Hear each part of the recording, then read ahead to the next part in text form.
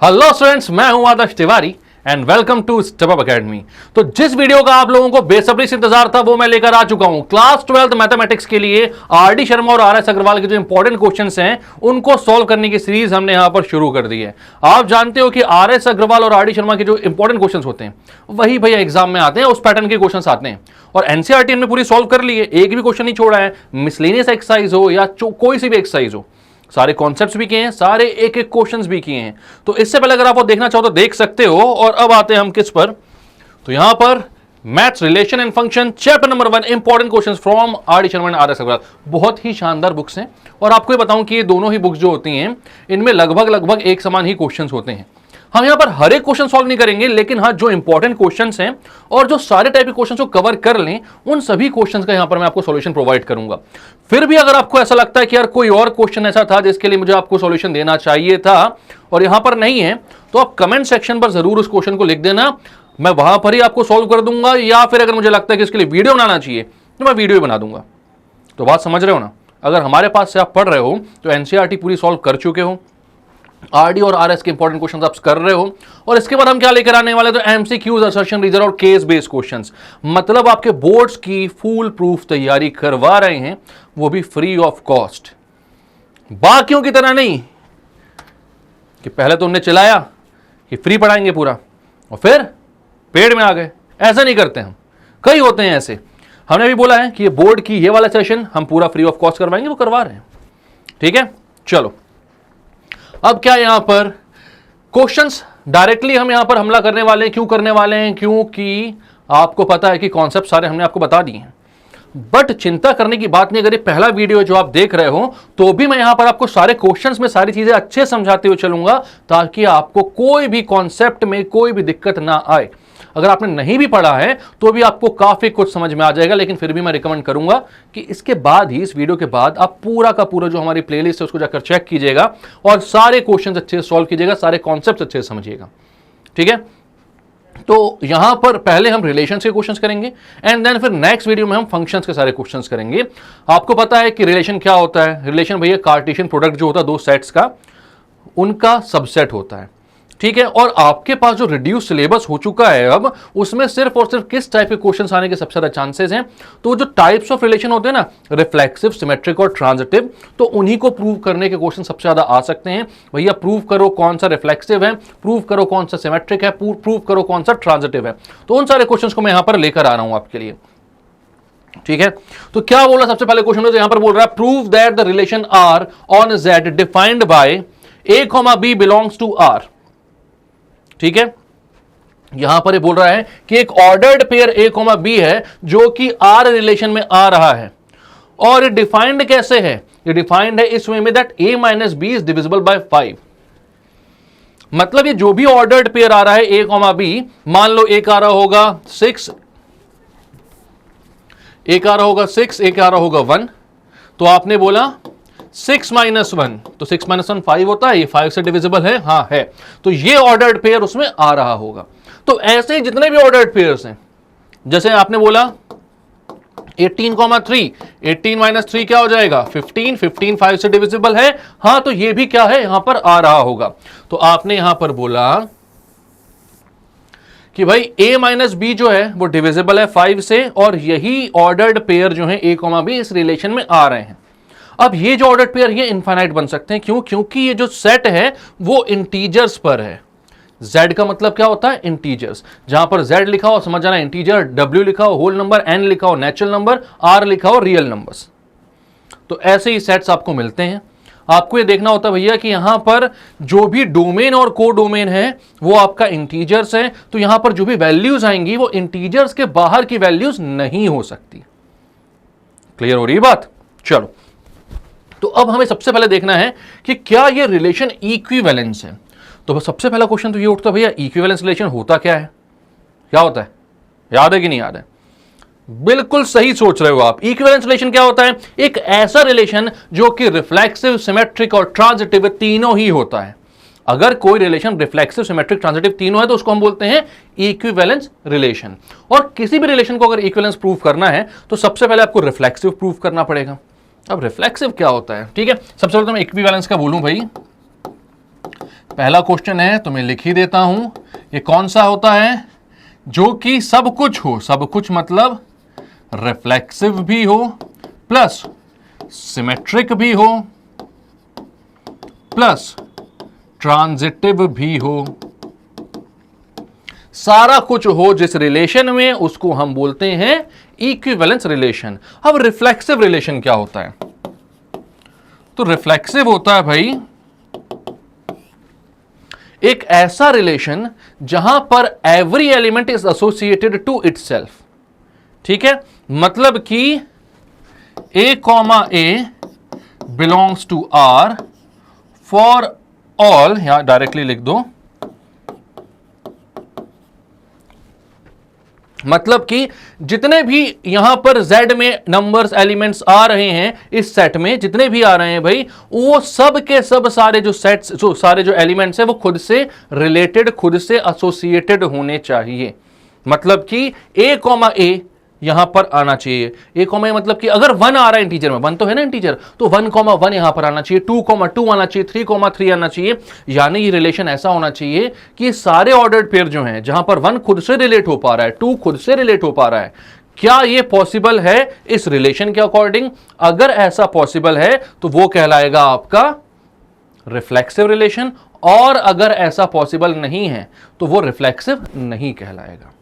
ठीक है, अब मैं यहां पर देखता हूं कि अगर A कॉमा A रिलेशन को बिलोंग कर रहा है तो इसका मतलब क्या हुआ? तो हम डेफिनेशन में पहुंचते हैं। किस पे पहुंचते हैं? रिलेशन की डेफिनेशन पर।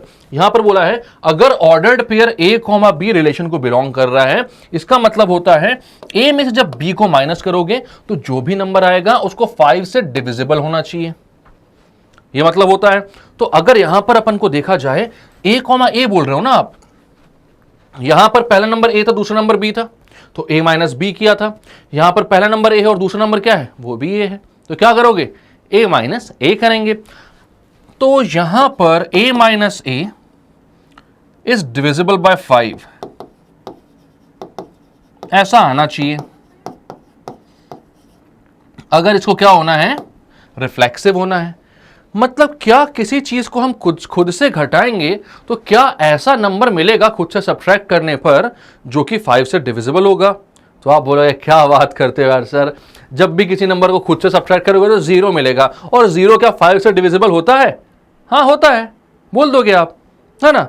मतलब कि 0 अगर आ रहा तो भैया 0 तो सबसे डिविजिबल होता है ना। तो यहां पर आपने क्या बोला? A माइनस A क्या हो गया? 0। तो आप बोलोगे as A minus A is equals to 0 and 0 is divisible by 5, therefore it is reflexive relation। क्या बोला भाई साहब आपने? आपने बोला कि भाई A माइनस A तो 0 होता है, और 0 जो है वो तो 5 से डिविजिबल होता ही है। तो यहां पर ये वाली चीज तो प्रूव हो गई कि हर एक एलिमेंट खुद से एसोसिएटेड होगा, क्योंकि वो जब भी खुद से माइनस होगा तो 5 से डिविजिबल ही नंबर बनाएगा। तो ये रिफ्लेक्सिव हो गया। ठीक है, अब यहां पर बात करते हैं हम सिमेट्रिक की।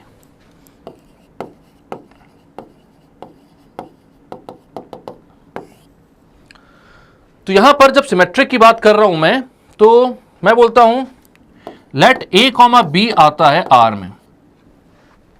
अगर किसी भी रिलेशन को सिमेट्रिक बनना है और A कॉमा B आ रहा है R में, तो उसका रिवर्स ऑर्डर्ड पेयर मतलब कि B कॉमा A भी R में आना चाहिए। ये बात समझ में आती है? सिमेट्री तो तभी कंप्लीट होगी ना जब उल्टा और सीधा दोनों ही वहां पर प्रेजेंट हो। यानी कि अगर A comma B belongs to R, then this should imply that B comma A भी R में आता है। ठीक है, तो अब यहां पर A कॉमा B अगर R में आ रहा है और B कॉमा A R में आ रहा है, तभी ये सिमेट्रिक होगा, वरना ये सिमेट्रिक नहीं होगा। और यहां पर बोला क्या गया क्वेश्चन में? शो दैट या प्रूव दैट। आपको ये प्रूव करना है कि ये इक्विवेलेंस रिलेशन है, मतलब कि ये सिमेट्रिक तो हो ही रहा होगा, तभी तो हम प्रूव कर पाएंगे कि इक्विवेलेंस रिलेशन है। कैसे करोगे आप उसको सिमेट्रिक प्रूव? तो आप बोलते हो A कॉमा B अगर R को बिलोंग कर रहा है तो इसका मतलब क्या है according to the definition of the relation? तो ये है A minus B is divisible by 5।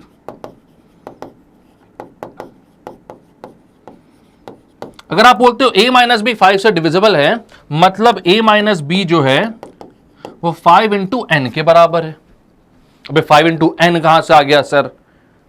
बता रहा हूं, ये इसका मतलब ये हुआ a माइनस बी अगर 5 से डिविजिबल है तो 5 में अगर मैं किसी चीज का मल्टीप्लीकेशन करूंगा तो a माइनस बी मिल जाना चाहिए। बात समझ में आ रही है कि नहीं?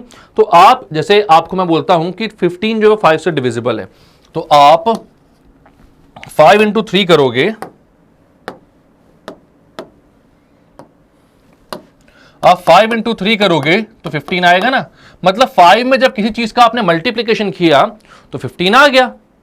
तो यहां से आपको समझ में आया कि भैया अगर 5 से कोई नंबर डिविजिबल है तो आप लिख सकते हो 5 इंटू समथिंग।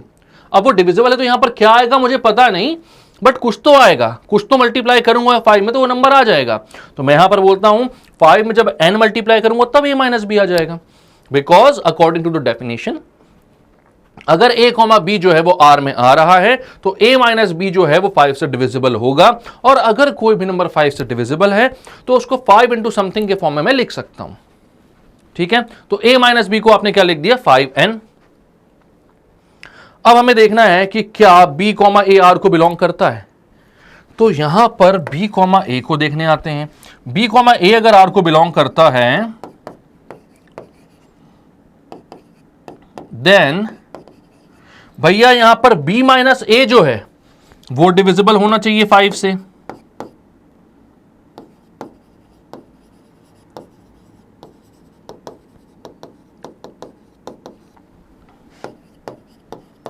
b माइनस ए अगर 5 से डिविजिबल करवाना चाहते हैं आप लोग तो आप यहां पर देखोगे कि भैया ये जो a माइनस बी है 5n है, ये हमने प्रूव किया हुआ है।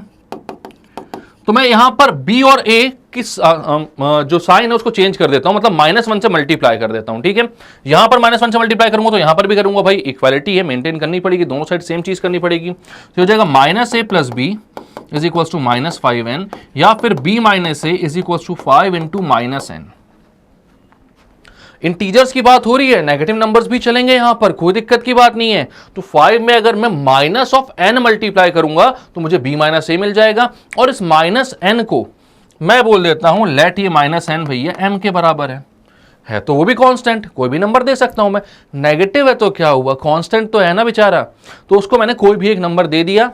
तो यहां पर बोला b माइनस ए क्या आ रहा है 5m। यानी आप समझ गए कि भैया अगर a माइनस बी 5 से डिविजिबल है तो b माइनस ए भी 5 से डिविजिबल होगा ही होगा। तो क्या हो गया, सिमेट्रिक हो गया। a कॉमा बी आ रहा है तो b कॉमा ए भी आ रहा है। तो आपने बोला यस इट इज सिमेट्रिक। बात समझ में आ रही है, क्या बोलोगे, यस इट इज सिमेट्रिक।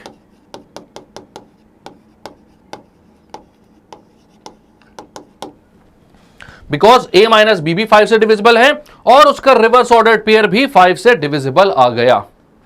चलो, तो रिफ्लेक्सिव हो गया, सिमेट्रिक हो गया। अब इक्विवेलेंस प्रूफ करने का सारा जो दारो मदार है वो आ चुका है किसके ऊपर, ट्रांजिटिव के ऊपर। ठीक है, चलो इसको जल्दी से लिख लो, स्क्रीनशॉट लेना तो स्क्रीनशॉट ले लो, क्लियर करते हैं। ट्रांजिटिव में कैसे प्रूव करते हैं ये देखते हैं। तो ट्रांजिटिव के लिए आप बोलोगे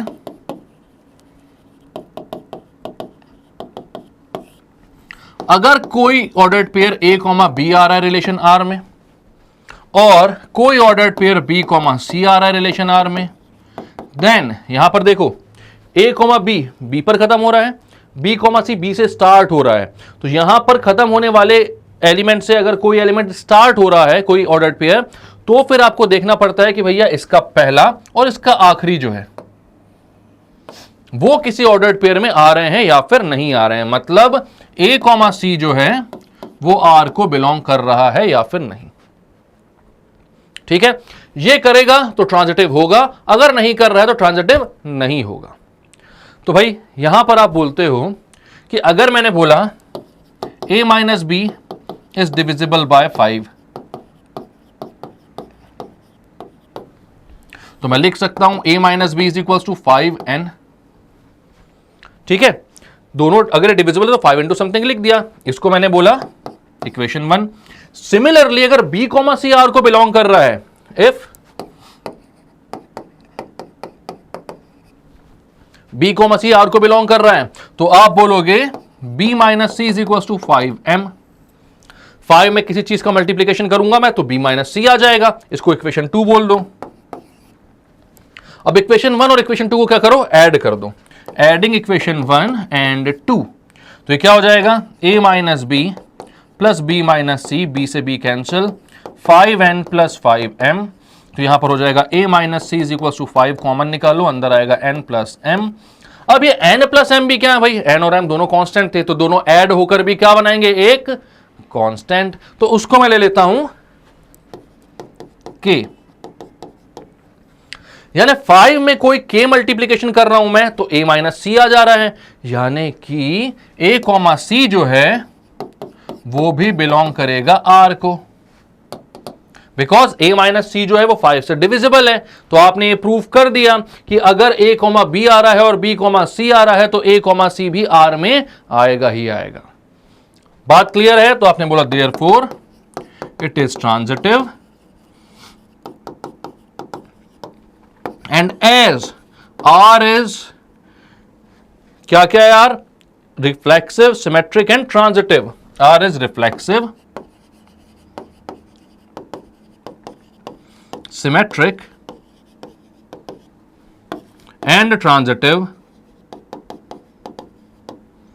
therefore R is an equivalence relation। R कैसा हो गया, एक इक्विवेलेंस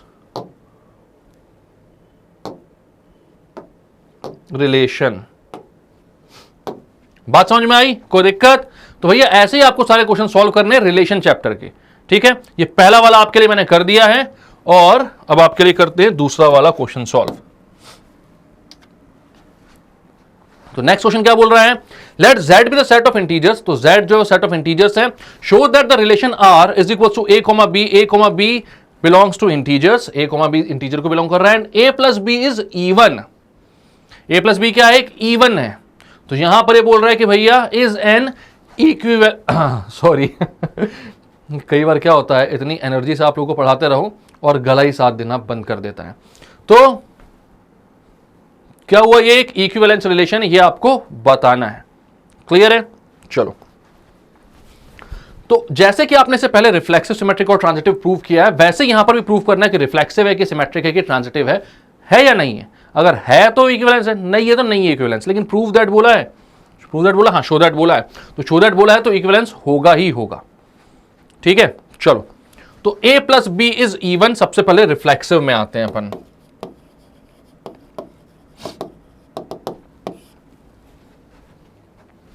रिफ्लेक्सिव के लिए क्या प्रूव करना है आपको कि अगर कोई फंक्शन रिफ्लेक्सिव है, मतलब रिलेशन रिफ्लेक्सिव है, तो हर एलिमेंट को खुद से एसोसिएटेड होना चाहिए, यानी कि a कॉमा a आना चाहिए इस रिलेशन में, ठीक है। तो आप देखते हो a comma a should belong to this relation. अब क्या a कॉमा a आ रहा है, तो सबसे पहले तो देखो कि a कॉमा a का मतलब क्या हुआ। अगर यहाँ a कॉमा b आ रहा था तो उसका मतलब था कि a प्लस बी इवन होगा, मतलब दोनों नंबर को अगर जोड़ोगे तो एक इवन नंबर आएगा। तो मैं देखता हूं क्या a कॉमा a इवन होगा, तो आप बोलते हो भैया ऐड कर लो दोनों को। a प्लस a आ रहा है 2a, मतलब क्या हुआ, 2 में किसी चीज का मल्टीप्लीकेशन कर दोगे अगर आप, तो वो कैसा नंबर बन जाएगा, even number. 2 into 1 is 2, 2 into 2 is 3, ओए 2 इंटू 2 इज 4, कुछ तो भी, मतलब 2 इंटू 3 कब से हो गया, 2 इंटू 2 इज 4, ठीक है। मतलब 2 में अगर कुछ भी मल्टीप्लाई कर रहे हो आप तो हमेशा कैसा आ रहा है, एक इवन नंबर। तो अगर 2 इंटू ए लिखा हुआ है तो एक कैसा हो गया, एक इवन नंबर हो गया। तो आप बोलोगे it is even, therefore it is reflexive. कैसा हो गया, एक रिफ्लेक्सिव रिलेशन। अब आते हो सिमेट्रिक में। तो सिमेट्रिक के लिए आप क्या प्रूव करोगे भाई, सिमेट्रिक के लिए आप बोलोगे अगर a कॉमा बी आ रहा है r में, तो this should imply that b comma a भी r में आएगा ही आएगा। a कॉमा b अगर r में आ रहा है तो b कॉमा a को भी r में आना बहुत ज्यादा जरूरी है। तो चलो भाई देख लेते हैं। a प्लस बी इवन, तो मैंने बोला a प्लस बी इवन है, तो ये 2n हो गया।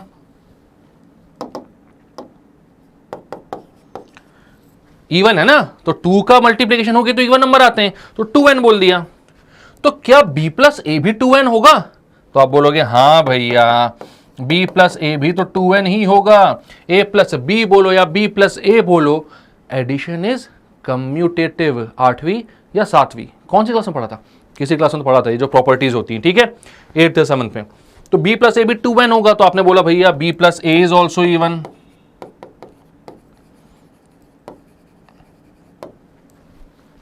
यानी अगर a कॉमा बी आ रहा है तो b कॉमा ए भी आएगा, ठीक है। तो आपने क्या बोला? Therefore it is symmetric. क्या हो गया? ये सिमेट्रिक हो गया।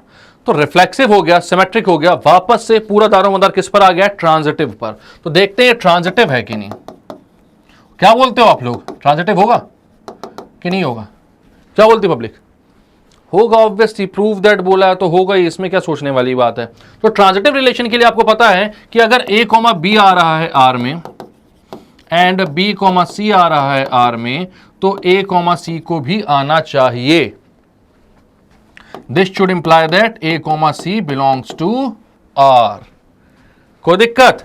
तो यहां पर a कॉमा बी क्या होगा? Even number. तो आपने बोला भैया a प्लस बी को मैंने 2n बोला, b कॉमा सी भी इवन नंबर है तो उसको मैंने 2m बोल दिया। आप लोग बोलते हो कि सर पहले n बाद में m क्यों बोलते हो? फर्क क्या पड़ता है, आपकी कोई भी कांस्टेंट वहां पर रख सकते हो, ठीक है। n और m को मैंने कांस्टेंट लेकर चल रहा हूं। अब क्या करो, दोनों इक्वेशंस को ऐड कर दो। नहीं ऐड क्यों? हाँ ऐड कर दो, ऐड ही चाहिए अपन को, ठीक है। तो ये क्या हो जाएगा? a plus 2b plus c is equal to 2n plus 2m, ठीक है। अब 2b को वहां भेजता हूं क्योंकि मुझे रिलेशन a और c में चाहिए, और मुझे एक्चुअल में ये प्रूव करना है कि अगर a प्लस बी इवन है, b प्लस सी इवन है, क्योंकि डेफिनेशन ये बोल रही है भाई, तो a प्लस सी भी क्या होना चाहिए? इवन होना चाहिए। ये मुझे प्रूव करना है। तो यहां पर a प्लस सी बस रखो, बाकी 2b को वहां भेज दो। तो ये हो जाएगा a plus c is equal to 2n plus 2m minus 2b। ओहो, ये तो बड़ी समस्या आ गई भैया, कैसे प्रूव करोगे ऐसा वाला? कहां गया 2n 2m टाइप वाला, 2 इंटू कॉन्स्टेंट वाला, कैसे प्रूव करोगे? समस्या आ गई है। अरे काहे की समस्या है भैया? 2 तो कॉमन निकल रहा है ना, तो निकालो उसको, 2 को कॉमन निकालो। a प्लस सी कितना आ गया? 2 कॉमन निकला, n plus m minus b. अब ये सारे के सारे कॉन्स्टेंट्स ही तो हैं, नंबर ही तो हैं, तो इनको आप बोल दो भैया k। तो a प्लस सी जो है वो किसके इक्वल आ गया? 2 इंटू के, 2 कॉमन था, तो ये भी तो एक इवन नंबर आ गया। 2 में कुछ मल्टीप्लाई करके मुझे अगर a प्लस सी मिल रहा है तो a प्लस सी क्या हो गया? इवन आ गया। तो आप बोलोगे therefore a plus c is even. यानी अगर a प्लस बी इवन है, b प्लस सी इवन है, तो a प्लस सी भी इवन है, यानी कैसा हो गया? ट्रांजिटिव रिलेशन हो गया। तो अब क्या बोलोगे आप? It is reflexive, it is symmetric and it is transitive, therefore this relation is equivalence relation. Clear है बात? आई होप अब आप लोग को समझ में आ चुका होगा कि हर क्वेश्चन को सॉल्व किस तरीके से करना है, कैसी आपकी अप्रोच होनी चाहिए और कैसे आपको सॉल्व करते हुए सारी चीजों को चलना है, ठीक है। तो क्वेश्चन हो गए थे क्या? हाँ।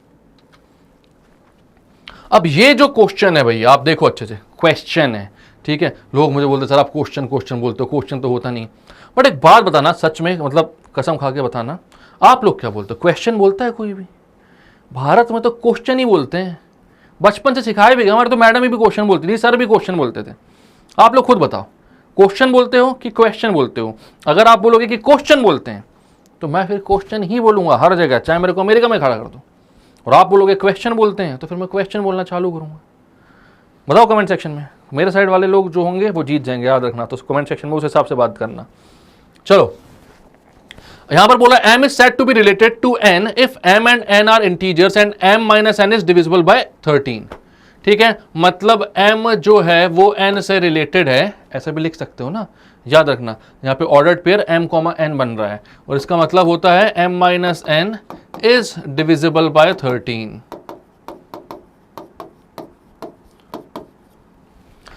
क्या ये एक इक्विवेलेंस रिलेशन है? तो भैया इसको देखकर हमें कुछ डेजा वू सा हुआ। डेजा वू समझते हो? डेजा वू मतलब कि कई बार ऐसा लगता है ना आपको जीवन में, यार ऐसा एग्जैक्ट तो पहले भी हो चुका है, उसको डेजा वू बोलते हैं। तो वहां पे उस क्वेश्चन को देख के भी ऐसा लगा, क्योंकि ये वाला हमने किया हुआ है। यहां पर हमने क्या बोला था, a, b is related to r जब a minus b is divisible by 5, तो वहां पर a और b को रिप्लेस कर दिया m और n ने, और 5 को रिप्लेस कर दिया है 13 ने। ये क्वेश्चन मैंने इसलिए दिया क्योंकि आप लोग जानते हो कि मैं ये चाहता हूं कि मुझे पता चले कि आप लोग मेरे साथ पढ़ाई कर रहे हो या फिर नहीं कर रहे हो, ठीक है। तो बीच बीच में कुछ क्वेश्चंस जो होते हैं मैं वो आप लोगों को असाइनमेंट के फॉर्म में दे देता हूं। तो यहां पर आपको पता है कि आपने पहला वाला क्वेश्चन किया हुआ पूरा अच्छे तरीके से, उसमें कोई दिक्कत नहीं है आपको। तो एग्जैक्ट उसी वे में आपको ये 13 वाला क्वेश्चन भी करना है। 13 मतलब क्वेश्चन नंबर 13 नहीं, क्वेश्चन नंबर तो 3 है अपना, लेकिन जो डिविजिबल बाय 13 है ना वो वाला करना है। जैसे आपने डिविजिबल बाय 5 प्रूव किया वैसे ही आपको डिविजिबल बाय 13 भी प्रूव करना है, ठीक है। और याद रखना यहां पर इंटीजर्स की बात हो रही है तो नेगेटिव साइन भी आप ले सकते हो, कोई दिक्कत की बात नहीं होगी। एग्जैक्ट वैसा क्वेश्चन है, बस 5 को 13 ने रिप्लेस कर दिया है। तो आप लोग इसको एक बार सॉल्व करो और कमेंट सेक्शन में बताओ कि ये वाला क्वेश्चन आपसे बना कि नहीं बना, और कमेंट सेक्शन पे ये भी बताओ कि ये क्या इक्विवेलेंस रिलेशन होगा या फिर नहीं होगा। आप ये भी बात जानते हो कि आप सभी के कमेंट्स को हम लोग कीनली ऑब्जर्व करते हैं, और इससे पहले भी ये हो चुका है, मैं आपको उन स्टूडेंट से भी मिलवाऊंगा, और अभी भी ये होने वाला है कि जो भी सबसे ज्यादा आंसर्स करेगा कमेंट सेक्शन पे, हर एक बार इंटरेक्ट करेगा हमारे साथ, उसके लिए स्पेशल यहां पर हम वीडियो बनाएंगे, उसको बुलाएंगे, उसको सम्मानित करेंगे, हमारी तरफ से उसे गिफ्ट हैम्पर्स में मिलेंगे, ठीक है। तो आप कमेंट्स करते रहिए और प्रैक्टिस करते रहिए हमारे साथ। चलो तो इसका कमेंट करके आंसर देना, बना कि नहीं बना। तो बन जाएगा यार, तेज हो आप लोग, एग्जैक्ट तो क्वेश्चन है। Check whether the relation R, next question, check whether the relation R on the set n of natural number. अब यहां पर क्या आ गया, सेट n, नेचुरल नंबर पे बोल रहा है, इंटीजर्स पे नहीं बोल रहा, माइनस माइनस वाले यहां पर नहीं आ पाएंगे। तो बोल रहा है n of a natural number is given by a, b where a is divisor of b। a जो b का डिवाइजर है, तो क्या ये रिफ्लेक्सिव, सिमेट्रिक और ट्रांजिटिव होगा। Also determine whether r is an equivalence relation. अरे अंकल अजीब बात करते हो, अगर हम रिफ्लेक्सिव, सिमेट्रिक, ट्रांजिटिव देख रहे हैं तो इक्विवेलेंस तो देख ही रहे हैं ना। ये तीनों हो गया तो इक्विवेलेंस है, नहीं हुआ तीनों तो इक्विवेलेंस नहीं है, ठीक है। तो आप यहां पर देखते हो आर क्या है, आर में ऑर्डर्ड पेयर a, b आ रहे हैं, जहां पर a is divisible bye b। a जो है वो किससे डिविजिबल है, b से डिविजिबल है। सबसे पहले चेक करते हैं क्या ये रिफ्लेक्सिव होगा। रिफ्लेक्सिव मतलब क्या सब नंबर खुद से एसोसिएटेड होंगे, क्या सारे नंबर खुद को डिवाइड करते हैं। तो आप बोलोगे हाँ यार भाई, सारे नंबर्स के टेबल में खुद तो आते ही हैं वो, 2 1s are 2, 3 1s are 3, 4 1s are 4। मतलब कि सारे के सारे जो टेबल्स हैं जब आप पढ़ोगे उनको, तो उसमें सबसे पहला वाला जो आता है भैया वो खुद वो नंबर ही होता है, यानी हर एक नंबर खुद का डिवाइजर होता है। और बचपन से जानते हो आप, अगर प्राइम नंबर भी पढ़ोगे तो दो तो डिवाइजर उनके भी होते हैं, 1 एंड द नंबर इटसेल्फ। तो नंबर इटसेल्फ तो हर एक को डिवाइड कर ही रहा है ना खुद को, मतलब। तो यहां पर मैं बोलता हूं रिफ्लेक्सिव के लिए जब आप ट्राई करेंगे तो इसका मतलब है a, आ रहा है r में, मतलब a divides a, which is true. हर एक नंबर खुद को डिवाइड करेगा ही करेगा। तो आपने बोला अगर ये ट्रू है, देयरफॉर ये क्या है, it is reflexive relation. Relation कैसा भैया अपना, रिफ्लेक्सिव है। कोई दिक्कत, कोई परेशानी यहां पर। नेक्स्ट आप किसके लिए देखने जाओगे, सिमेट्रिक के लिए। तो आप ही बताओ, और आपके साथ आपके बहुत ही प्यारे बंधु भैया, परम आपके जो मित्र हैं पवन जी, वो भी इसका आंसर देंगे और देख के बताएंगे जल्दी से। पवन बेटा बताओ, क्या ये रिलेशन सिमेट्रिक होगा या नहीं। तो बोलो भैया आंसर दो, सिमेट्रिक है कि नहीं है। कैसे होगा सर, ये थोड़ी ना होगा सिमेट्रिक। सिमेट्रिक नहीं होगा, नहीं। क्या बात कर दी, कैसे नहीं होगा बताओ। सर जैसे 2 के बारे में 6 आता है, हाँ? लेकिन 6 के बारे में 2 थोड़ी ना आता है। क्या बात बोली है भाई ने, एकदम चुम्मेश्वरी परफॉर्मेंस दी है। ये होते हैं स्टूडेंट यार, मेरे साथ पढ़ पढ़ कर इसने सीख लिया है। लेकिन हमारे एक स्टूडेंट अथर्व, वो भी सीख रहा है, अच्छा सीख रहा है। अथर्व ये वीडियो देख रहे हो क्या, सीख रहे हो कि नहीं सीख रहे हो, बताओ कमेंट सेक्शन में बताना आप भी, ठीक है। बहुत शानदार आंसर दिया पवन भाई ने आपके। उन्होंने बोला है कि 2 के पहाड़े में 6 आता है, मतलब 2 जो है वो 6 को डिवाइड करता है, पर 6 के पहाड़े में 2 नहीं आता, मतलब 6 के टेबल में 2 नहीं आता, मतलब 6 2 को डिवाइड नहीं करता। तो बात वही है एकदम। यहां पर आप बोलोगे अगर a, b आता है r में, मतलब a डिवाइड करता है b को, लेकिन b, a कैसे आएगा फिर r में। बी डिवाइड करेगा क्या आर को? बी डिवाइड करेगा क्या ए को? अगर ए बी को डिवाइड कर रहा है मतलब ए के टेबल में बी आ रहा है, तो बी के टेबल में ए नहीं आएगा, तो आप यहां लिखोगे विच इज नॉट ट्रू। ट्रू नहीं है, ट्रू नहीं है तो सिमेट्रिक नहीं है, तो आप बोलोगे इट इज नॉट सिमेट्रिक।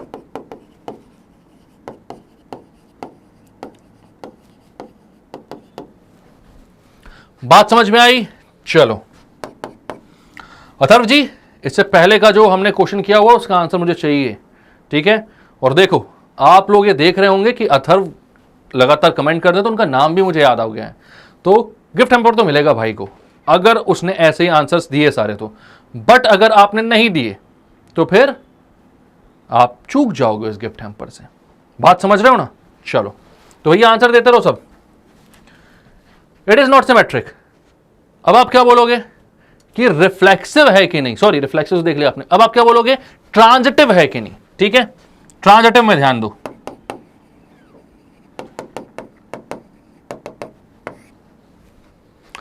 तो ट्रांजिटिव के लिए आप बोलते हो कि अगर ए कॉमा बी आता है आर में, वो एक मेरा ये अलग बन गया था, ए कॉमा बी आता है आर में एंड बी कॉमा सी आता है आर में, ए कॉमा बी आ रहा है और बी कॉमा सी आ रहा है, तो भैया ए कॉमा सी को भी आर में आना चाहिए।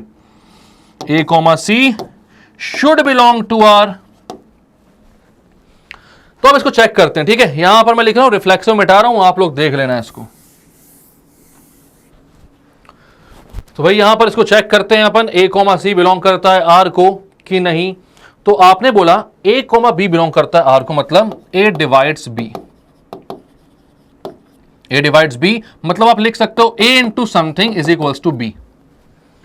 उसके बाद आपने बोला बी डिवाइड्स सी, तो b into something is equals to C. भैया ए के टेबल में b आएगा ना, तो a में किसी चीज का मल्टीप्लिकेशन करोगे तो b आ जाएगा। b के टेबल में c आ रहा तो b में किसी चीज का मल्टीप्लिकेशन करोगे तो c आ जाएगा। तो आपने क्या बोला? b डिवाइड c मतलब कि b into N is equals to c। तो अब यहां पर आप बोलते हो इन दोनों इक्वेशन से क्या a जो है वो c को डिवाइड कर सकता है? तो आप यहां पर देखते हो, ओहो एक दिमाग आया, क्यों ना b की वैल्यू उठाकर यहां पर पुट कर दी जाए। तो आप b की वैल्यू उठाकर पुट करते हो, b की वैल्यू क्या है? a into m. तो यहां पर b की जगह आप लिख सकते हो a into M into N is equal to C. a into M N is equal to C, मतलब कि a into K is equal to C. M N क्या है भैया? दो नंबर्स हैं, नंबर्स का मल्टीप्लिकेशन एक नंबर ही आएगा, इंटीजर ही आएगा, ठीक है? या क्या किसकी बात कर, नेचुरल नंबर ही आएगा अगर दोनों नेचुरल नंबर है तो यहां पर a इंटू के एक c के वैल्यू के बराबर आ रहा है, यानी कि a डिवाइड करता है c को। तो आप बोलोगे therefore a divide c, hence it is transitive. तो भैया ये जो रिलेशन है रिफ्लेक्सिव है, सिमेट्रिक नहीं है, ट्रांजिटिव है, तो इक्विवेलेंस नहीं है। तीनों होता तो इक्विवेलेंस होता, लेकिन रिफ्लेक्सिव और ट्रांजिटिव तो हुआ बट सिमेट्रिक नहीं हो पाया। ये सिमेट्रिक भी हो जाता तो ये इक्विवेलेंस रिलेशन हो जाता, बट अभी फिलहाल ये इक्विवेलेंस नहीं है। बात क्लियर है? चलो आगे। इक्विवेलेंस रिलेशन, ठीक है। Let S be a relation, अब बोल रहा है on the set R of all real numbers defined by S equals to a comma B belongs to, जो ए कॉमा बी बिलोंग कर रहा है R cross R, R cross R, R से R में रिलेशन है, दोनों real number में है, such that a square plus B square equals to 1। तो यहां पर ये जो ऑर्डर्ड पेयर ए और बी आ रहे हैं, इन दोनों का जो स्क्वायर का सम है वो किसके इक्वल हो रहा है? 1 के इक्वल हो रहा है। तो हमें देखना है कि क्या ये एक इक्विवेलेंस रिलेशन है या फिर नहीं है। और क्योंकि यहां पर प्रूव करने को बोला it is not an equivalence relation, तो ये बात तो तय हो गई कि ये इक्विवेलेंस नहीं है। बट यहां पर ना क्या दिक्कत जाती है, अगर कोई बोलता है कि इक्विवेलेंस रिलेशन है, तब प्रूव करने में हमें ये देख लेते हैं कि भैया ट्रांजिटिव, रिफ्लेक्सिव, सिमेट्रिक सब कुछ बताना है कि हाँ ये होगा। बट अगर इक्विवेलेंस नहीं है तो फिर हमें यह नहीं पता होता कि क्या ये रिफ्लेक्सिव नहीं होगा, क्या ये सिमेट्रिक नहीं होगा, या फिर ये ट्रांजिटिव नहीं होगा। ठीक है, तो अब उसको ही हम यहां पर प्रूव करते हैं। चलो, तो आपको देखना है कि भैया a comma B belongs to R, A square plus B square equals to A. तो रिफ्लेक्सिव है कि नहीं।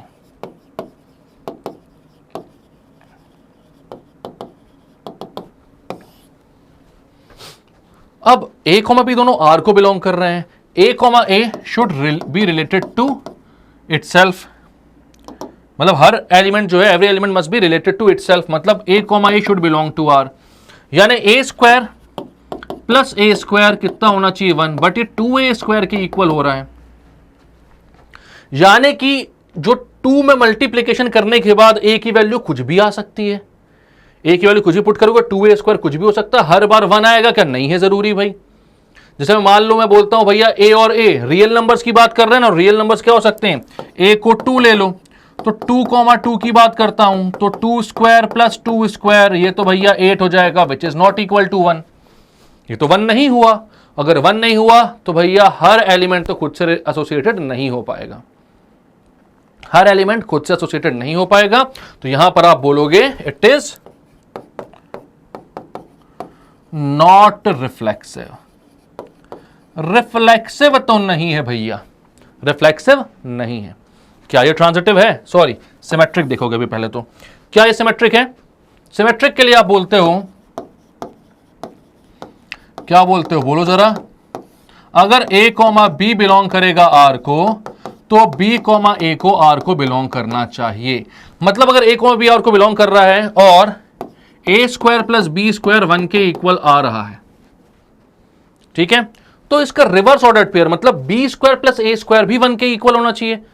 तो हो गया ना, एडिशन कम्यूटेटिव होता है, a प्लस b बोलो या b प्लस a बोलो, बात तो सेम ही है।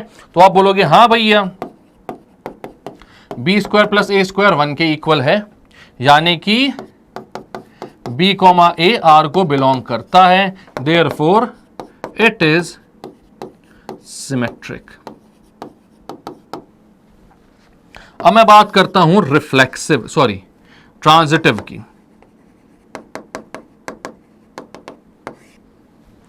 सिमेट्रिक तो है, रिफ्लेक्सिव नहीं है, सिमेट्रिक है। ट्रांजिटिव देखते हैं।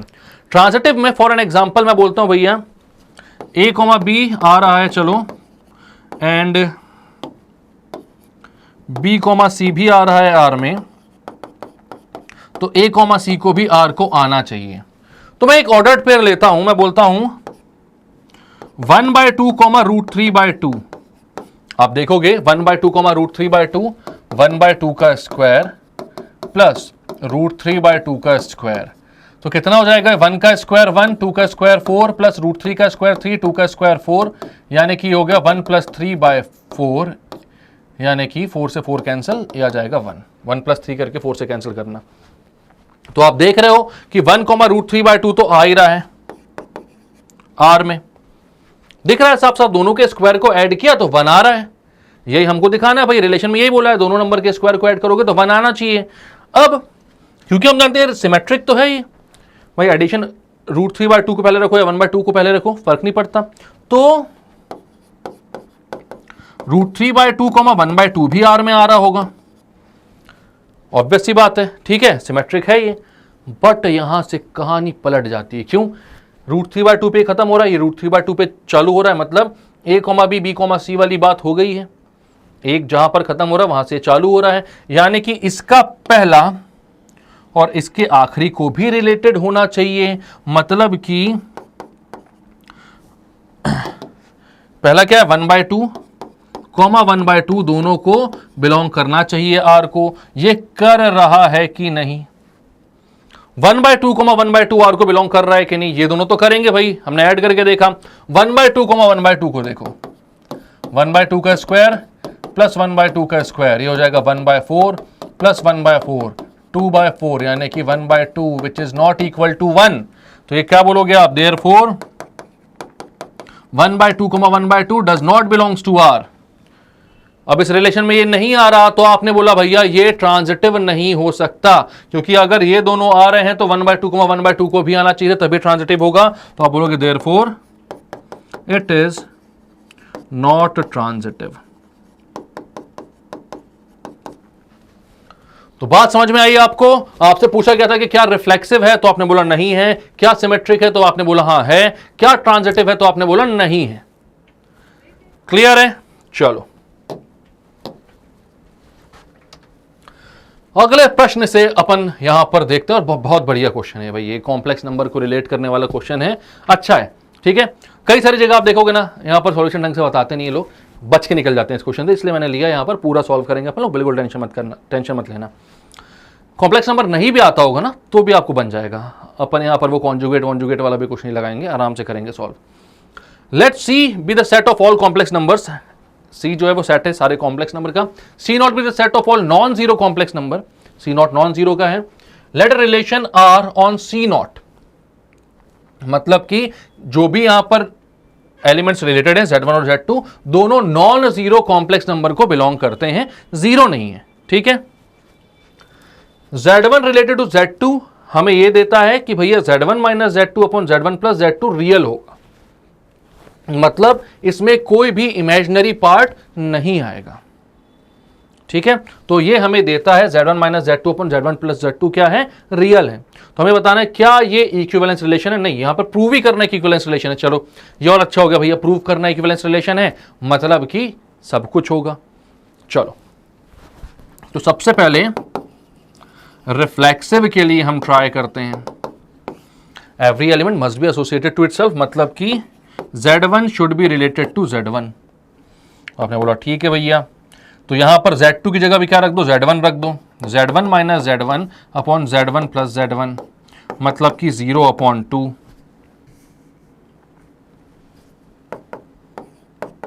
यानी 0। और 0 कैसा नंबर होता है, इसको होना कैसे चाहिए था, Z1 minus Z2 upon Z1 plus Z2 को रियल होना चाहिए था, 0 नहीं होना चाहिए था, 1 नहीं होना चाहिए था, ऐसा कुछ नहीं बोला, सिर्फ रियल नंबर चाहिए। और क्या 0 रियल नंबर होता है, आपसे पूछो तो आप बोलोगे बिल्कुल होता है, 0 इज रियल लिख देना, वरना आर रिलेशन से कंफ्यूज हो जाओगे। देयरफॉर भैया हाँ, खुद से जब भी सब्ट्रैक्ट कर रहे हो तो 0 आ रहा है, यानी कि इट इज ट्रांजिटिव। बात समझ में आई कि हाँ ये ट्रांजिटिव है। अब ट्रांजिटिव हो गया, अरे यार रिफ्लेक्सिव, ट्रांजिटिव क्यों लिख रहा हूं,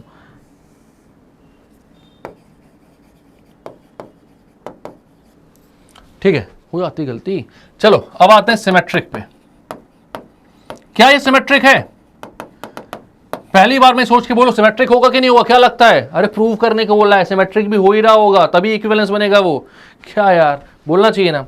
चलो तो मतलब कि Z1 रिलेटेड है Z2 से एंड Z2 रिलेटेड है Z1 से, ये दोनों चीजें होनी चाहिए कि अगर Z1 Z2 आ रहा है R में, तो इसका मतलब है Z1 minus Z2 upon Z1 plus Z2 कैसा होगा, एक रियल नंबर होगा, एक रियल नंबर होगा।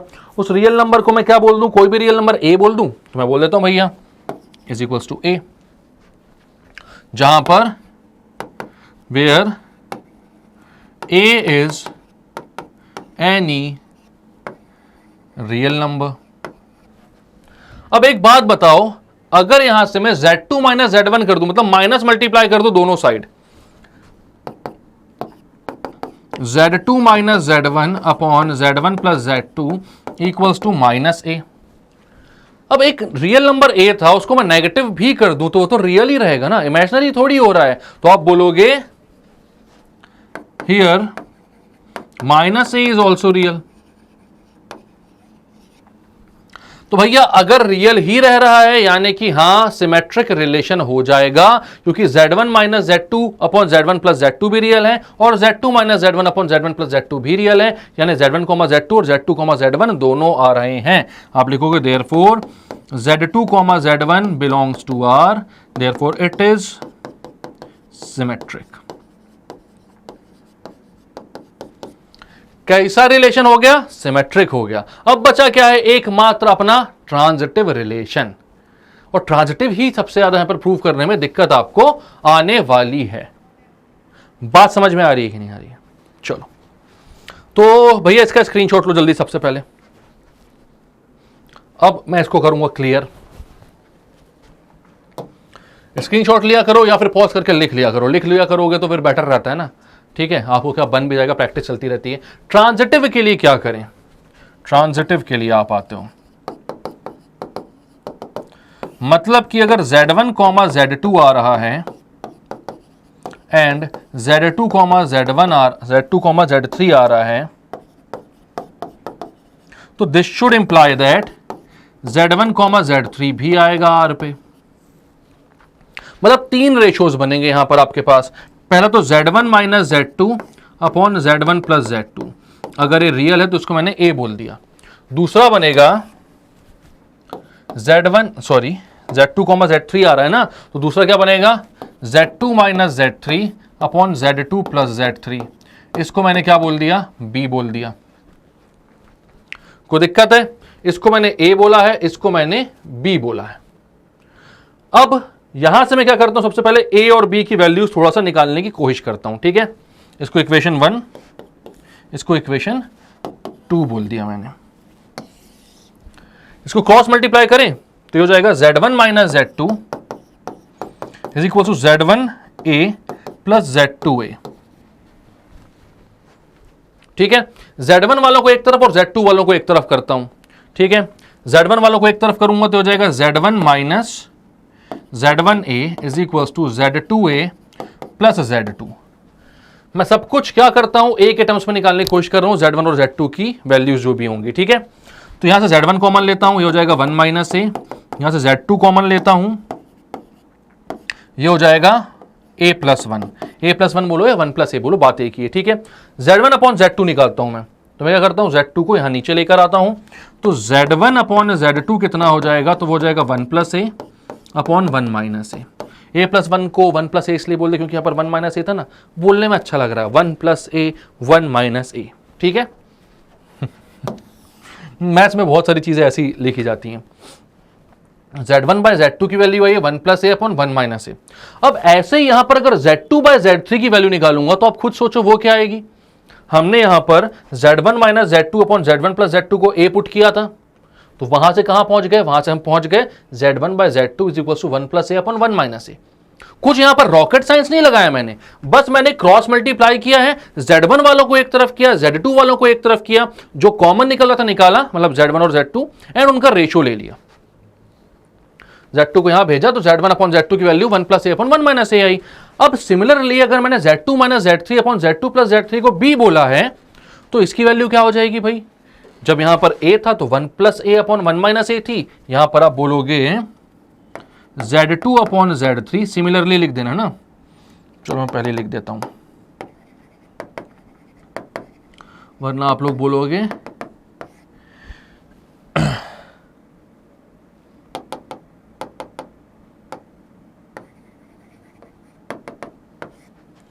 ठीक है, वरना आप लोग बोलोगे क्या कि भैया सर ने सिमिलरली नहीं लिखा। अब यहां पर मैं क्या करता हूं, सिमिलरली मैं क्या बोलूंगा, Z2 अपॉन Z3 कितना आएगा, तो Z2 अपॉन Z3 ये आ जाएगा आपका, यहां पर A था वहां पर आ जाएगा 1 plus B upon 1 minus B। इसको इक्वेशन 1 बोलो, इसको इक्वेशन 2 बोलो। हमें रिलेशन चाहिए किसमें, हमें प्रूव करना है कि अगर Z1, Z2 आ रहा है, Z2, Z3 आ रहा है, तो Z1, Z3 भी आए। तो जब Z1, Z2 आ रहा था तो इन दोनों का रेशियो आ रहा था एक real number, 1 plus A upon 1 minus A एक रियल नंबर है, इसमें कोई दिक्कत आपको नहीं है। सिमिलरली Z2 अपॉन Z3 का भी रेशियो आ रहा था क्या, एक रियल नंबर, ठीक है। इनका जो रिलेशन है वो ऐसा ही आ रहा है। अब मैं आता हूं, अगर मुझे चाहिए Z1 और Z3 भी इसको बिलोंग करे, तो इन दोनों का रेशियो भी एक रियल नंबर आना चाहिए। और रियल कैसे पता चल रहा है भैया, यहां पर A और B दोनों कैसे हैं, एक रियल नंबर है। यहां पर लिख भी देना चाहो तो A and B are any real numbers, because हमें शुरुआत में बोला गया कि Z1 minus Z2 upon Z1 plus Z2 क्या है, रियल नंबर है, is real for all Z1 Z2। तो A और B भी कैसे लिए हमने, रियल ही लिए, और कुछ ले नहीं सकते, क्वेश्चन ही ऐसा दिया हुआ है। तो अब आप बोलते हो भाई Z2 बाय Z3 और Z1 बाय Z2 आ चुका है, आपको Z1 और Z3 में रिलेशन चाहिए, क्या किया जाए।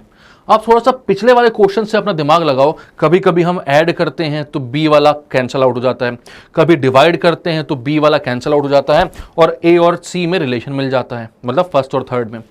अब यहां पर क्या करें कि B वाला मतलब सेकंड वाला कैंसिल आउट हो जाए, यहां Z2 डिनोमिनेटर में, यहां Z2 न्यूमरेटर में, दोनों को मैं मल्टीप्लाई कर देता हूं, multiplying equation 1 and 2।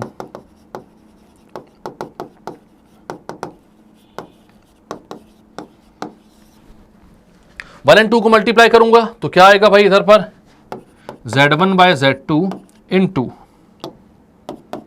Z2 bye Z3, multiplication दोनों का, और Z2 से Z2 cancel, right hand side पर क्या आएगा 1 प्लस ए अपॉन 1 माइनस ए,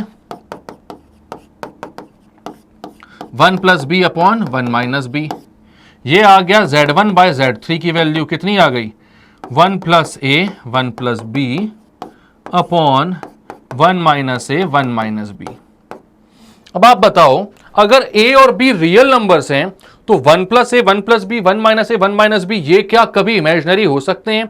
आप बोलोगे इसमें आयोटा का not an iota of doubt, ऐसे कुछ बोलते हैं ना, ठीक है, मतलब कि जरा भी डाउट नहीं है, क्योंकि यहां पर आयोटा का कोई टर्म आएगा ही नहीं, आई वाला कॉम्प्लेक्स नंबर वाला इमेजिनरी नंबर, सबके सब रियल हैं, तो इनके जो प्रोडक्ट होंगे वो भी रियल होंगे, उनका जो डिवीजन होगा वो भी कैसा होगा, रियल ही होगा। तो आप बोलोगे therefore Z1 and Z3 is real. ये भी अगर रियल है यानी कि काम हो गया भैया, Z1 बाय Z2 आ रहा है, Z2 बाय Z3 आ रहा है, तो Z1 बाय Z3 भी रियल आ रहा है, तो आप बोलोगे देयरफॉर इट इज ट्रांजिटिव। तो समझ में आया कि ये रिफ्लेक्सिव भी है, सिमेट्रिक भी है, ट्रांजिटिव भी है, hence proved that it is an equivalence relation. तो बात क्लियर है, कोई दिक्कत कोई परेशानी? रिलेशन चैप्टर में जिस तरीके के भी क्वेश्चंस आपको आने वाले हैं वो ऐसे ही आने वाले हैं, अगर रिलेशन से आपको क्वेश्चंस आते हैं तो आई होप आपको सारे टाइप के क्वेश्चंस आप समझ में आ चुके होंगे। अपन ने एनसीईआरटी भी पूरी सॉल्व करी है, अपन ने यहां पर आरडीआरएस के जो इंपॉर्टेंट क्वेश्चंस हैं उनको भी सॉल्व कर लिया है, ठीक है। अगर फिर भी किसी क्वेश्चन में कोई डाउट आए तो आप कभी भी मुझसे पूछ सकते हो, मैंने बोला है कमेंट सेक्शन पर आप पूछ लेना, मैं उसका भी सॉल्यूशन कर दूंगा, ठीक है।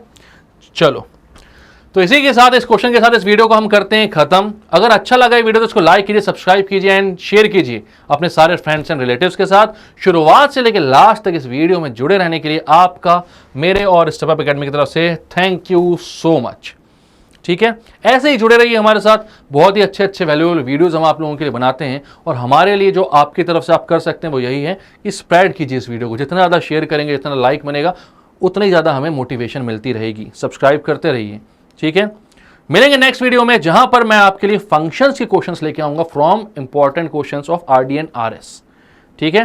तब तक के लिए bye bye, keep studying and take care.